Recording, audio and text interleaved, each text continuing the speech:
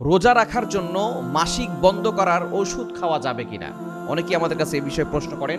অনেক মা বোনরা আছেন যারা ৩০টি রোজা রাখতে চান।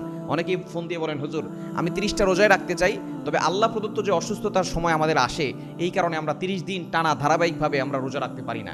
এজন্য এই অসুস্থতার যে সময়টা, পিরিয়ডটা, এটা কি মেডিসিন খেয়ে এটা বন্ধ রাখা যাবে কিনা? অনেকেই চান আল্লাহর ইবাদত করার জন্য। রমজান মাস ফজিলতের মাস, কেননা এই মাসের ১ সেকেন্ড রমজানের বাহিরের ৭০,০০০ বছরের চেয়ে উত্তম।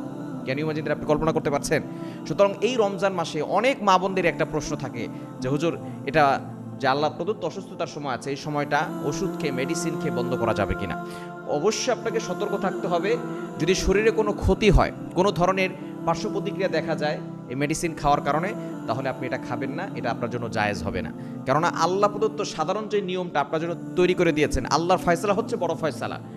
সুতরাং যদি আপনি ইবাদত করতে না পারেন, কোনো সমস্যা নেই, আপনি জিকির আজকার করবেন, তাসবিহ পড়তে পারবেন। অবশ্য কোরআন তেলাওয়াত করা যাবে না এই সময়, আপনি জিকির আজকার করবেন।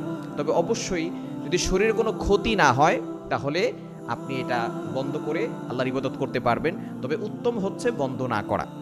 মেডিসিন খেয়ে আপনি আল্লাহ তাআলার যে ফয়সালা আছে, যে আল্লাহ তাআলা আপনাকে এই সময় অসুস্থতা দিয়েছেন, এটা আল্লাহ তাআলার পক্ষ থেকে এসেছে। সুতরাং এটা আপনার জন্য রহমত, এটা আপনার জন্য কল্যাণ। তো আপনি এটা বন্ধ করে আপনি ইবাদত করতে চাচ্ছেন, এটা উত্তম হবে এটা বন্ধ না করা। যদি কেউ করতে চায়, তার শরীরে কোনো ক্ষতি না হয়, তার কোনো পার্শ্ব প্রতিক্রিয়া দেখা না যায়, তাহলে সে বন্ধ করে সে আল্লাহর ইবাদত করতে পারবে। তবে উত্তম হবে বন্ধ না করা, এবং কোনো মেডিসিনকে বন্ধ না করে যখন সে অসুস্থ হবে তখন সে জিকির আজকার করতে পারবে। কেননা এই সময় কোরআন তেলাওয়াত করা যায় না, কোরআন স্পর্শ করা যায় না, নামাজ পড়া যাবে না, রোজা রাখা যাবে না। এই রোজাগুলো পরবর্তী সময় কাজা রেখে দিতে হবে, কাজা আদায় করলে হবে। যদি কোনো ব্যক্তি রোজা ভেঙে ফেলে, তাহলে তার ইচ্ছা করে রোজা ভেঙে ফেললে তার ৬০টা রোজা কাফফারা দিতে হয়। কিন্তু কোনো ব্যক্তি, যে বিশেষ করে মা বোনরা যারা আছেন আল্লাহ প্রদত্ত অসুস্থতার সময়, তারা যদি রোজা রাখতে না পারেন, তাহলে এই রোজাগুলো পরবর্তী সময় একটা একটা যে করে রোজা ভেঙেছে সেই করে রোজা রাখলেই তার রোজা আদায় হয়ে যাবে। কিন্তু যদি নামাজ ছেড়ে দেয়, সে নামাজগুলো আর পড়তে হবে না। আল্লাহ তাআলা নামাজ তাদের জন্য ক্ষমা করে দিয়েছেন।